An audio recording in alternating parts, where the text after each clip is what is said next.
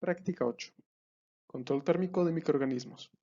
En este video veremos los conceptos de tiempo de reducción decimal y el valor Z, así como los cálculos que se ocupan para obtenerlos. El control térmico es una de las formas más efectivas para eliminar microorganismos.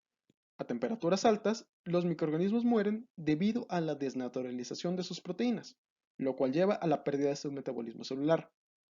La regla general es que a mayor temperatura, más rápida será la muerte celular. Este es el concepto por el cual se rige el autoclave y la pasteurización. Pero, ¿qué tan rápido ocurre este proceso y a qué temperatura empiezan a morir las células? Veamos un ejemplo. Si calentamos un cultivo de células a 60 grados centígrados y graficamos el número de microorganismos vivos con respecto al tiempo, vemos que la reducción de células se comporta con una función exponencial. Para fines prácticos es más sencillo si esto lo vemos en una escala semilogarítmica. Con esto obtenemos una línea recta que es mucho más fácil de entender y manejar. Recordemos que una línea recta se define matemáticamente como y igual a una pendiente, m en este caso, por x más b, que es el intersecto. En este caso, la ecuación de la recta queda definida como el logaritmo base 10 del número de células, que es igual a la pendiente por el tiempo más b. La pendiente de esta recta nos dice la velocidad con que va disminuyendo la población de células. La podemos definir como la diferencia entre el logaritmo del número de células en dos puntos de tiempo diferentes dividido entre la diferencia de dichos tiempos. Aquí es donde entra el primero de los conceptos importantes, el valor d, también conocido como el tiempo de reducción decimal. Se entiende como el tiempo que toma a cierta temperatura reducir una población un ciclo logarítmico, que en este caso es logaritmo base 10. Por tanto, la definición queda como el tiempo que toma reducir la población al 10% de su valor original. El valor d es definido como el recíproco de la pendiente. Tomando esta definición, si el tratamiento térmico lo dejamos correr durante un ciclo logarítmico, eliminamos al 90% de la población, restándonos solamente el 10%. Si continuamos por otro ciclo logarítmico, estamos quedándonos con una décima parte de lo que nos restaba. Por tanto, nos queda el 1%. Si seguimos, o sea, hace 3 veces el valor d, nos sobrevive solamente el 0.1% de la población, y así sucesivamente. Como mencionamos anteriormente, el valor d se define como el recíproco de la pendiente. Si tomamos la definición de la pendiente que vimos en la curva letal, podemos obtener una definición más detallada para obtener el valor d a partir de dos puntos de la gráfica de muerte térmica. Ahora, si queremos eliminar el signo negativo, podemos invertir el orden de la resta de logaritmos. Por último, recordando las leyes de logaritmos, una resta de dos logaritmos puede simplificarse como el logaritmo de la división de sus argumentos, lo que nos deja una ecuación sintetizada para obtener el valor d.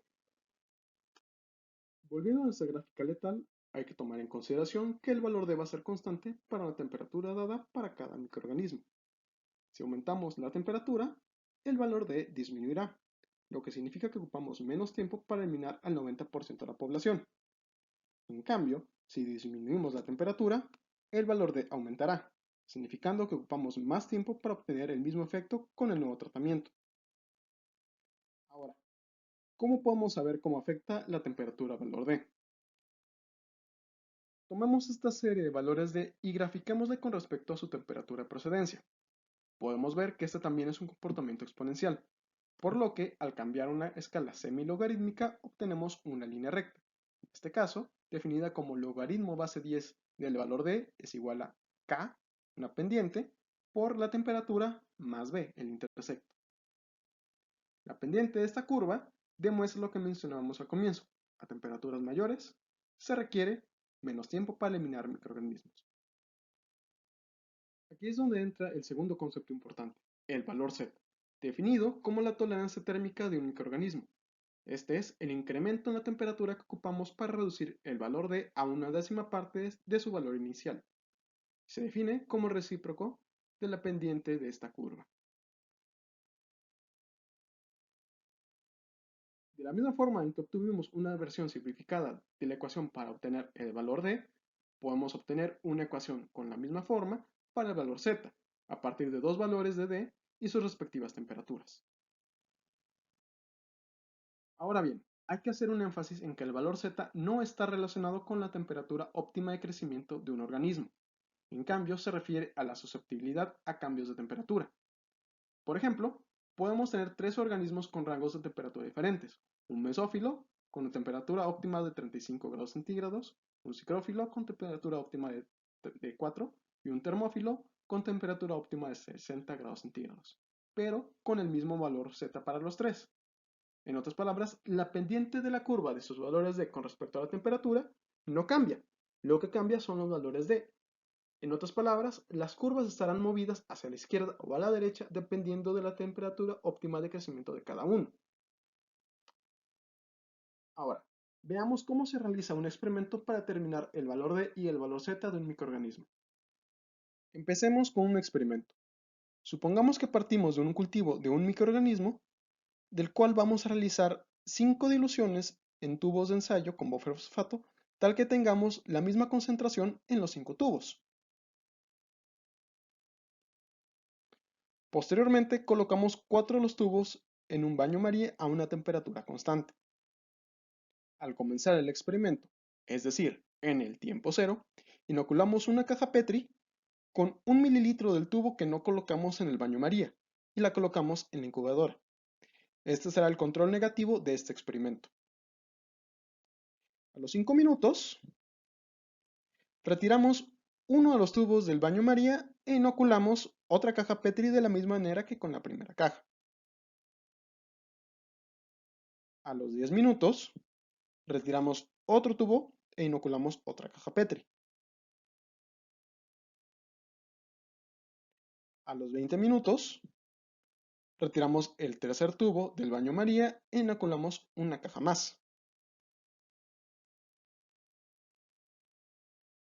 A los 30 minutos, retiramos el último tubo del baño María e inoculamos una última caja Petri. Tras 24 horas de incubación, realizamos el conteo de las colonias que crecieron en cada caja.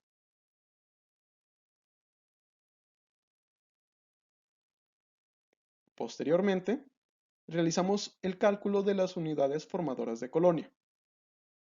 Después, repetimos el experimento con temperaturas diferentes para más adelante poder calcular el valor Z.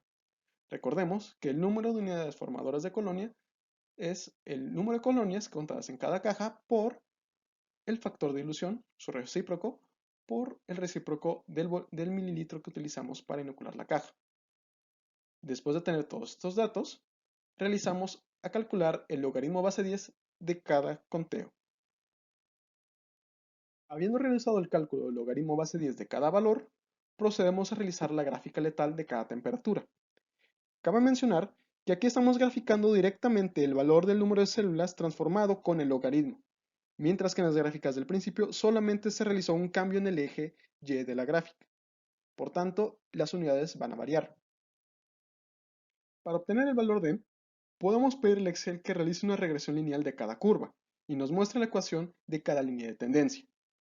Después, utilizando las pendientes de estas líneas de tendencia, junto con la ecuación simplificada para el valor D, podemos calcular el valor D de cada una de las temperaturas.